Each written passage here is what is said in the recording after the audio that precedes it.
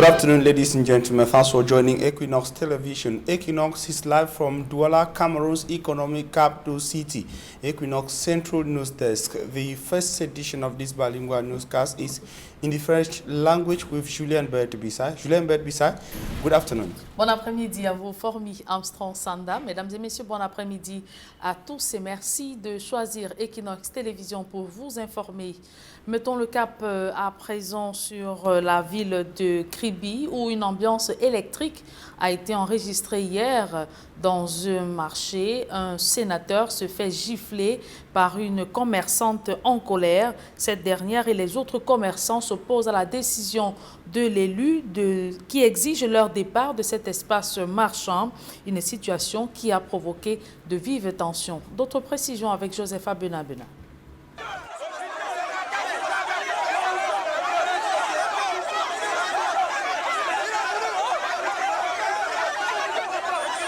C'est la colère ici au marché de Kribi. Cette dame s'est faite écraser les pieds par le sénateur Grégoire Mbamba qui dit vouloir réguler le marché. Renversant une commerçante avec son commerce, il recevra des gifles comme réponse du berger à la bergère.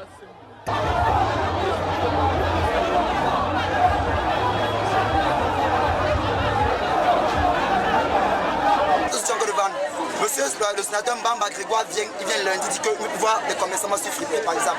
Il veut voir les friperies en comité. Depuis lundi aujourd'hui, je n'arrive pas à vendre. Aujourd'hui, une pauvre dame qui nourrit ses enfants, qui paie ses loyers, qui paie ses factures à sa glace avec sa machine à glace. Grégoire Mbamba vient, il bascule sur le sol, il a basculé la femme. Quand cette dame qui a la caisse à glace, la machine à glace, vient installer sa machine à glace. Avant qu'elle installe, il y a les gros bras qui sont arrivés avec un certain monsieur là qui est arrivé, demandant à la femme de ne pas installer là. La femme qui dit non, elle va que installer parce que c'est là où elle se nourrit, c'est là où elle mange. C'est là où elle cherche sa vie. Pendant qu'elle est en train d'expliquer, c'est là que le sénateur arrive donc avec sa voiture qui gare là.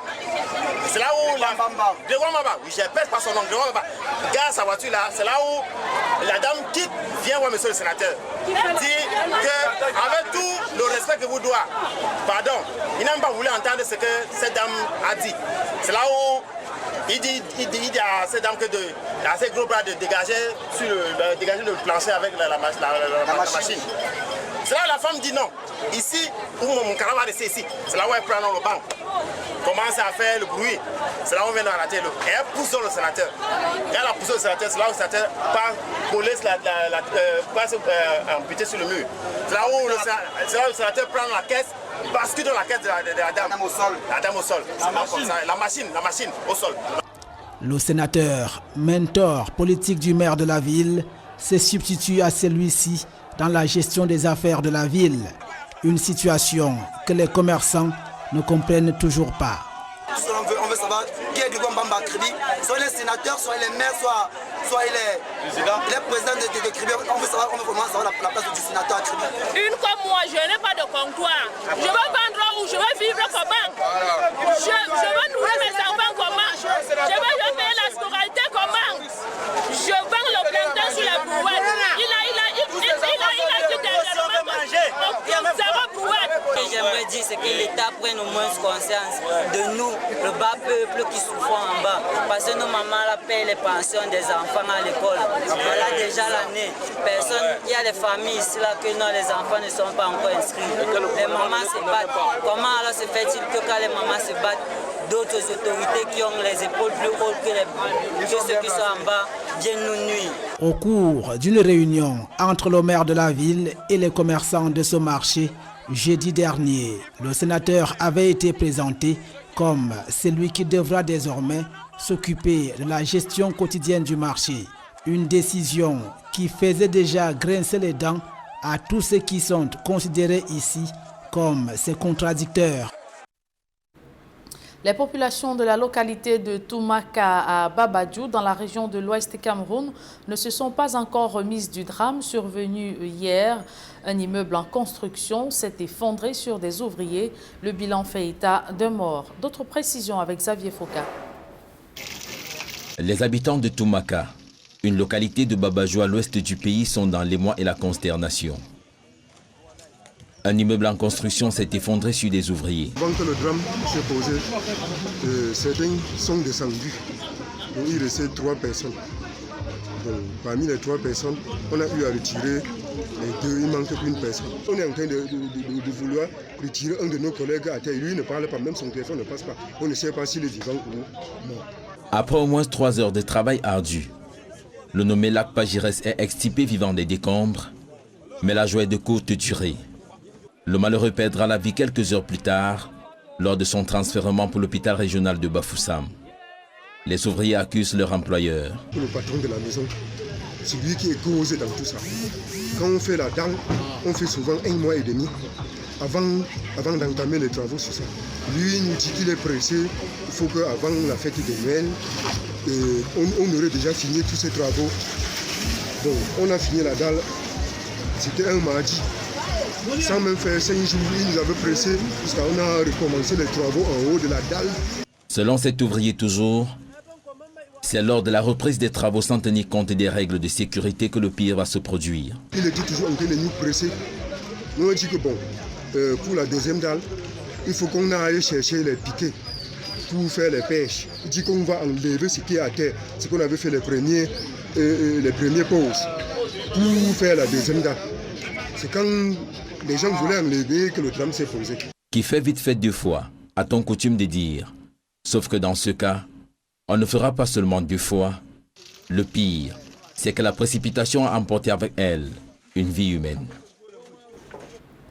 Catastrophe ferroviaire d'Ezeka, la stèle en construction pour honorer la mémoire des victimes a été abandonnée ou est abandonnée dans la broussaille depuis 2018. Une promesse non tenue du gouvernement à la suite de cet accident qui a causé la vie à plusieurs dizaines de personnes le 21 octobre 2016. Souvenir du fameux train 152 à Ezeka, c'est dans ce reportage de Joannem, Jean-Paul Chouniat. Le klaxon assourdissant d'un train qui perturbe au quotidien la méditation continuelle des populations d'Ezeka. Elles sont toujours sous le choc depuis cette date fatidique du 21 octobre 2016, jour où le fameux train 152, en provenance de Yaoundé pour Douala, finissait sa course en contrebas de la voie ferrée et tuant au passage 74 personnes, selon des chiffres officiels. Il y a 4 ans déjà que c'est passé, mais nos mémoires restent gravées. On n'arrive pas encore à sortir de nos têtes l'image que cela a provoqué. Nous n'oublions pas les corps et les nombreux blessés que nous avons traversés ce jour-là.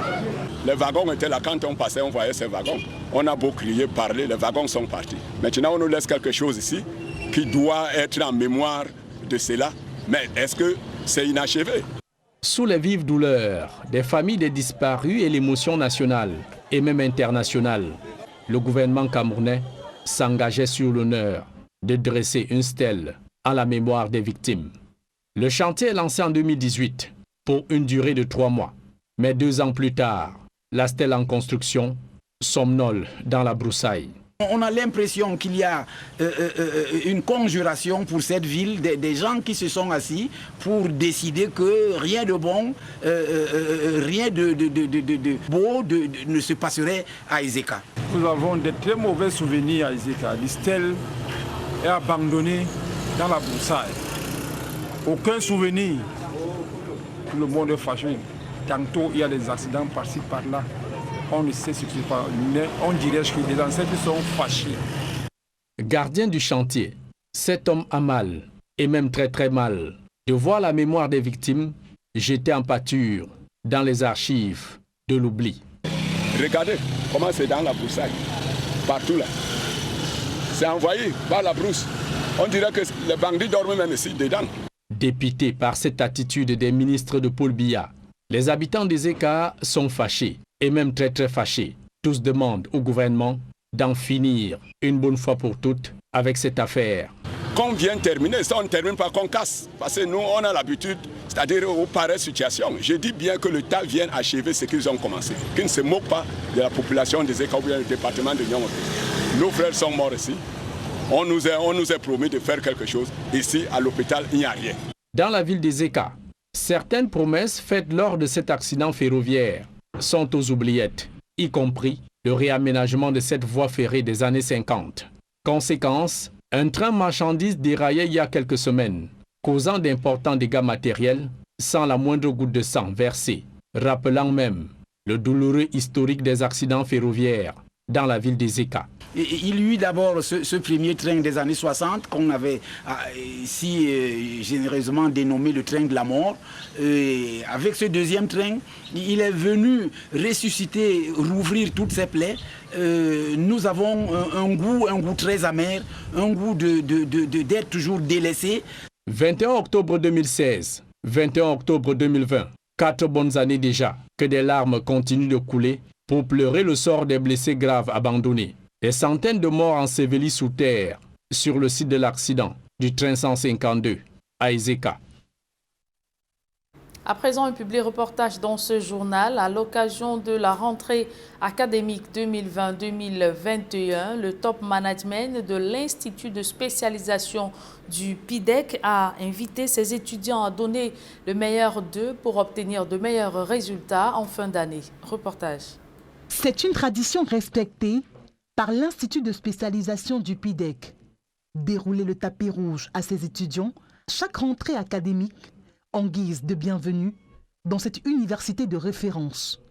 Sous le parrainage du professeur Albert Dikoumé, cette rentrée solennelle 2020-2021 à l'ISP a été l'occasion pour le staff académique et administratif de cet institut de donner les clés de la réussite à ses étudiants, mais aussi de réitérer les valeurs chères à l'ISP qui lui permettent de préserver sa place de leader dans le domaine grâce à la formation professionnelle 100% pratique qu'elle offre qui répond aux besoins de l'emploi. Nos établissements mettent sur pied tout ce qu'il faut pour la réussite des étudiants et leur demander d'observer ce qui permet aux étudiants de réussir. C'est-à-dire d'être endurant, d'être discipliné, d'être là tous les jours et de travailler beaucoup, travailler seul, mais travailler également en groupe pour la réussite collective.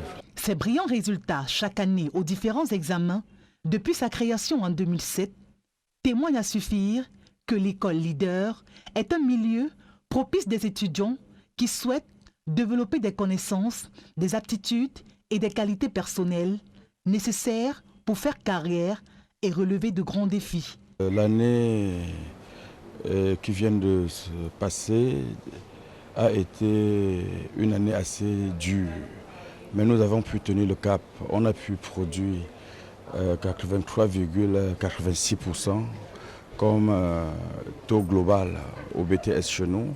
On a eu 100% dans 5 spécialités et de manière consécutive, ça prouve l'efficacité et le sérieux. Ça répond à l'idéal de bâtir un pôle d'excellence. Dans ses campus à Akwa et Village, dans la capitale économique, l'ISP assure le suivi de chaque apprenant jusqu'à son insertion professionnelle et ces derniers bénéficient d'un encadrement de qualité. L'Institut de formation professionnelle entend aller encore plus loin pour faire de ses produits les meilleurs dans le milieu professionnel. L'entrepreneuriat du savoir, pour parler de l'éducation ou de l'enseignement, c'est la chose de ceux qui expriment la vocation. Et à l'ISP, nous exprimons la vocation. C'est ce qui justifie les résultats. C'est un résultat qui est satisfaisant, mais qui nous interpelle à élever davantage le niveau.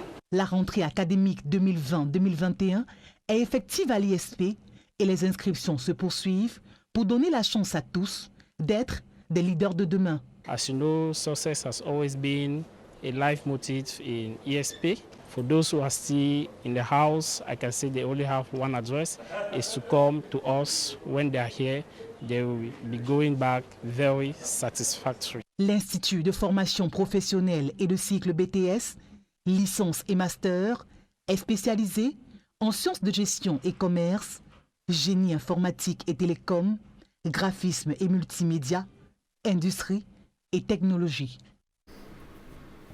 Ce public reportage met un terme à la première partie de ce journal. La seconde est en langue anglaise avec vous, Formi Armstrong Sanda, good day once again. Once again, good day, Julien Bird Bisai. Good day, ladies and gentlemen. Once again, thanks for joining us in the second segment of information in the English language. CAM has gradually returned to the town of Fumban in the Nun division of the West region of Cameroon.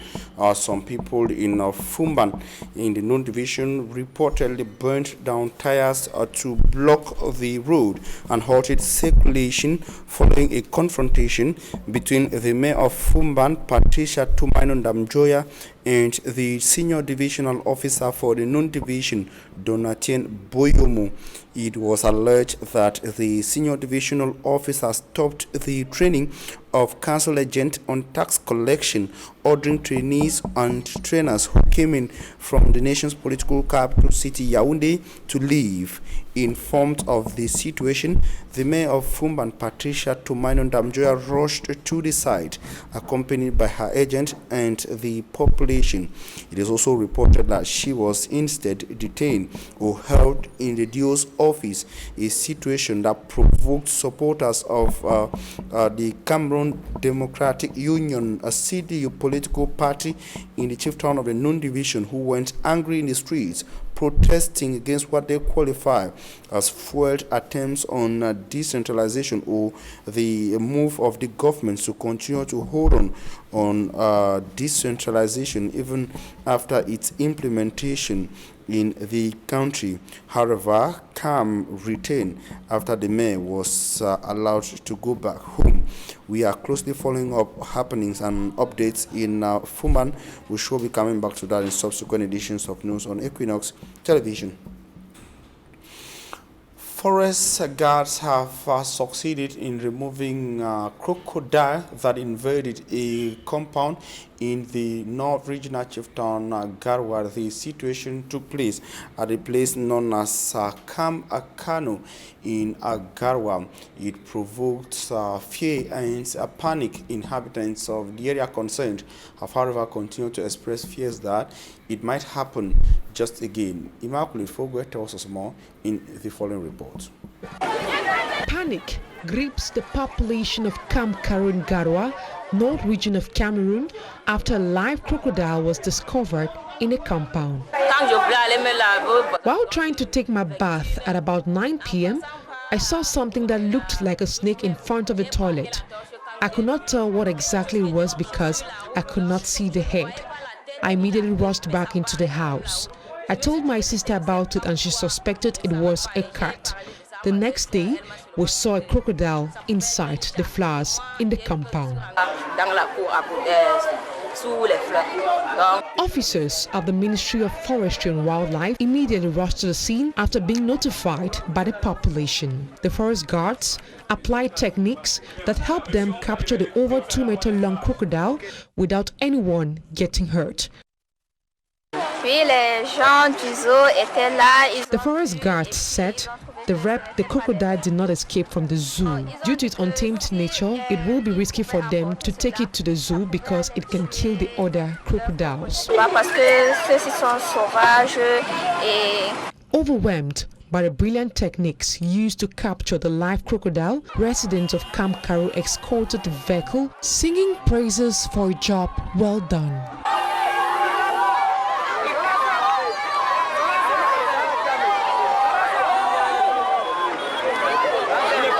The recent floods experienced in Kamkaru is said to have been pushing several crocodiles away from their habitat. The population have been called to be on alert and immediately report such situations.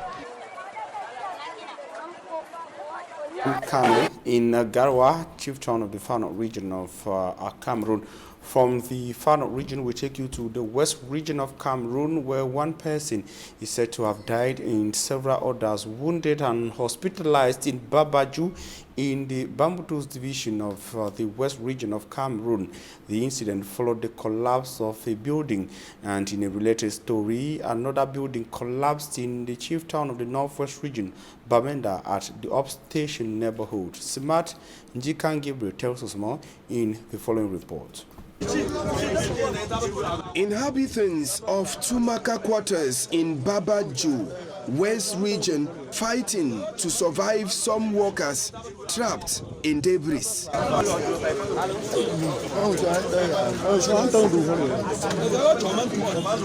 The house that collapsed was still under construction, and some of the workers blamed the owner to be the cause of the incident. Tout ça est causé comme ça dû à la pression que le patron de la maison, c'est lui qui est causé dans tout ça. This happened due to the pressure from the owner of the house who wanted things to be done very fast. After decking the house, usually it is allowed to stay for at least 1 month and at most 1 month and a half before work resumes on it. Surprisingly, after the decking, not up to 5 days, we started work on it. He pressurized that the second decking should be made, but we asked for sticks. He told us we should get the sticks from the former decking. That we did. Pour faire les pêches, il dit qu'on va enlever ce qui est à terre, ce qu'on avait fait les premiers pauses, pour faire la deuxième date. C'est quand les gens voulaient enlever que le drame s'est posé. Out of the 4 persons trapped within the debris, 1 man by name Lakpa Jires died after remaining within the debris for at least 3 hours. 3 were survived and presently at the Bafoussam Regional Hospital receiving treatment. It was the Army Rescue Unit that came to take away the lifeless body of Lakpa Jires.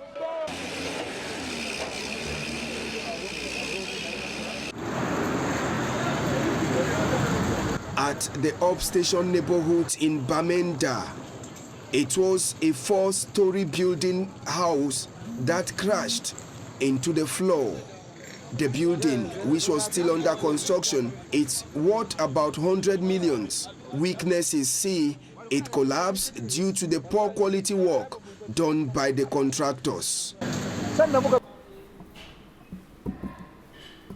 And away from Bamenda, we'll take you to information out of Cameroon to say that at least 12 persons are reported killed in the Federal Republic of Nigeria as protests continue against police brutality. And over in Guinea-Conakry, there have been violence after the Sunday's presidential elections, results so far being disputed even after the official publication by the Senate.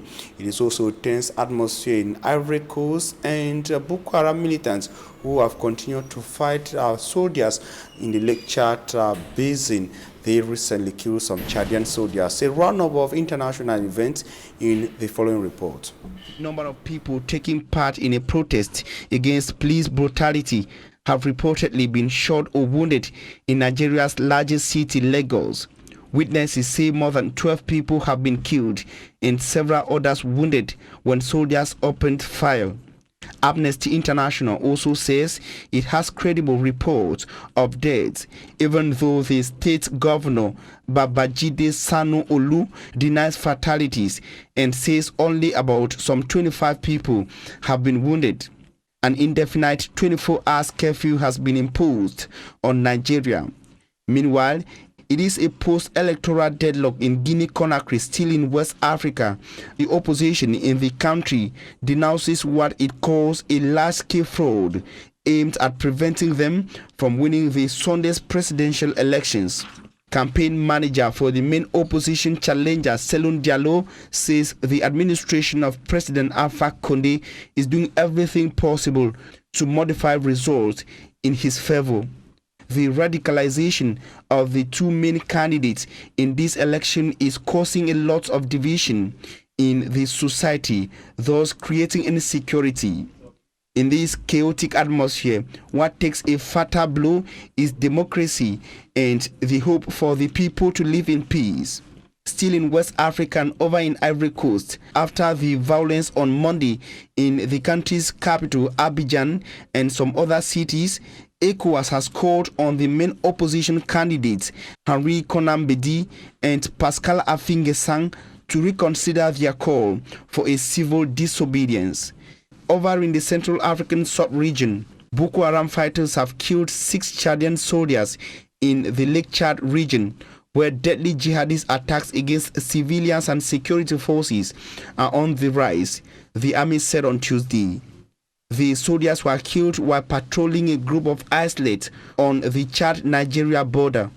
Security experts say Boko Haram, which originated in Nigeria in 2009, has established bases on islets dotting Lake Chad, a vast swampy expanse in the border region straddled by Nigeria, Chad, Niger and Cameroon. That's all from Douala, Cameroon's economic capital city. Ladies and gentlemen, thanks for your very kind attention. Still with Equinox Television at 6 p.m. today. You will be having a full newscast in the English language, and at 8 p.m. you shall be having a full newscast in the French language. Julien Bert-Bissanai will be back here tomorrow at 7 a.m. God willing, Julien. See you tomorrow at 7 a.m. Vous l'avez dit, Formi Armstrong Sandan. On se revoit demain 7h, s'il plaît à Dieu. Mesdames et messieurs, merci d'avoir suivi cette édition bilingue du journal. Retrouvez dans une poussière de secondes Immaculée Forgoué pour votre quotidien santé en langue anglaise.